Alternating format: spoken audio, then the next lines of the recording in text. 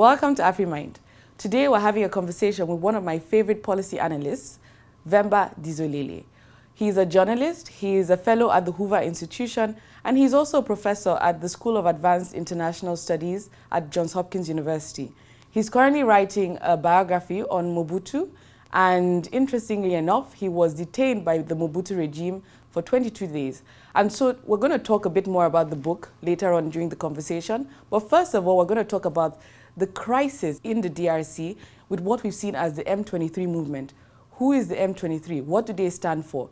And more importantly, what is the solution to the current crisis? Do we have a lasting solution to the crisis? Thank you once again, and welcome to the conversation. A lot of people talk about the security issues in the DRC, but something that doesn't get enough focus is the economy. So do we have the danger of this single story where, you talk about Congo and you're talking about war, adversity?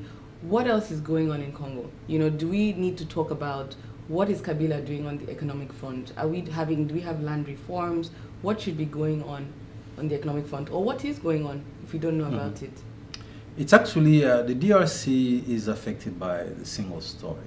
Because when you talk of DRC today, all you talk about is the problem that's happening in the East. Yeah. And even in the East, in the Kivus, period. And the Kivus represent no more than maybe 1/10 of the country. The country is big, so the size of Western Europe. And we don't talk about anything else that's happening. So as far as the economy is concerned, the conflict in the East has paralyzed the economy. It's paralyzed the economy because the government, the state in Kinshasa, has been unable to do its job because of various inefficiencies and incompetence. So, for instance, there've not been any land reforms, any law that has tackled the problems, because those problems, as I said earlier, are also in other parts of the country.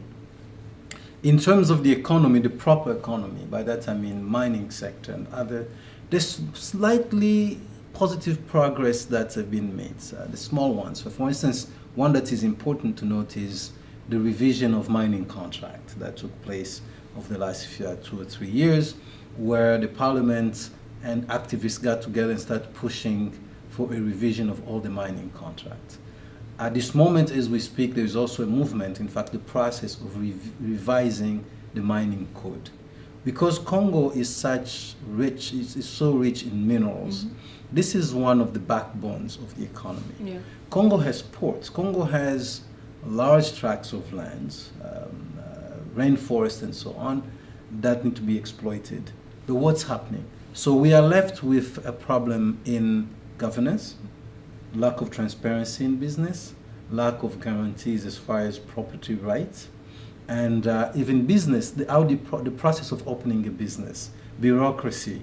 So they still have a lot to be done. Yeah. I think some steps have been taken, but so far we still have challenges.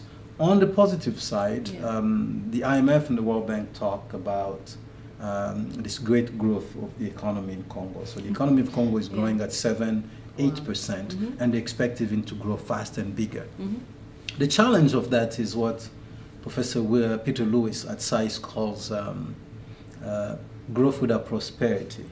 We often have these numbers that we throw out there where this country is X, this country is Z. But the question is, what does that do for the average Congolese? If we say Congo is growing at 8%, the economy of Congo is growing at 8%, does the average Congolese feel that? And the answer is no.